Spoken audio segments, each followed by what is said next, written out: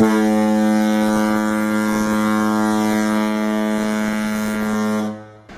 on a fait cet atelier Écrire l'avenir des océans, qui est une initiative du Labo des Histoires, le projet a pour but de imaginer un futur enviable pour les océans où des solutions auraient été mises en œuvre, ou seraient en train d'être mises en œuvre par rapport aux enjeux de pollution, de surpêche, de dégradation des écosystèmes. Ensuite, première interview avec Aminata. Du coup, Mamadou, est-ce que tu veux faire l'interview avec Aminata qui explique quels sont les problèmes et tout ça? C'est le personnage que tu avais créé.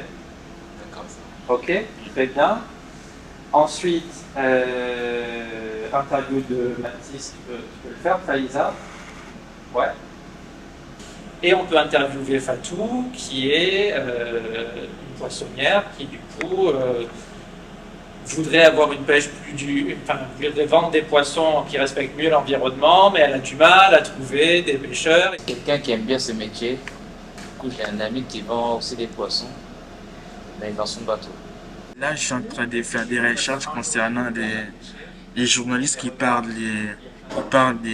sont contre de manger des poissons, des animaux, tout ça. Ça nous permet de réfléchir comment les gens qui vendent des poissons, comment ils font dans la vie tous les jours, comment ça se passe. Franchement, c'était bien. Ok, super, pas tant. Et Pacha le chat qui traîne au marché pour avoir un peu de poisson. Elle aime bien l'embêter. Si Pacha mange un poisson pas bon, elle serait très triste. Donc Pacha pourrait tomber malade, c'est ça? Oui, elle peut tomber malade aussi s'il mange un poisson pourri. Pour mon interview, j'ai besoin de savoir combien de poissons les chalutiers en Bretagne pêchent d'habitude et quelles espèces de poissons. Vous êtes documenté, vous avez imaginé des personnages, c'est vraiment du super boulot et c'est pas du tout évident de faire une histoire dans un temps aussi court, d'imaginer des relations entre les personnages.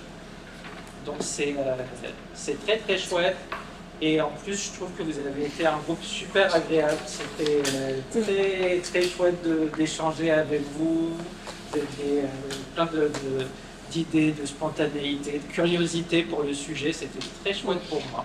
On a inventé un personnage de poissonnière, un personnage de pêcheur.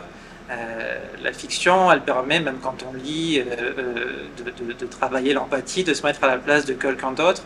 Je pense que c'était important, et ce qui en a résulté dans l'histoire, c'est de voir aussi que plein de gens différents sont interconnectés et que c'est cette interconnexion, en fait, qui va apporter des solutions pour l'océan. Et puis la fiction, elle permettait aussi ici de se projeter dans le futur.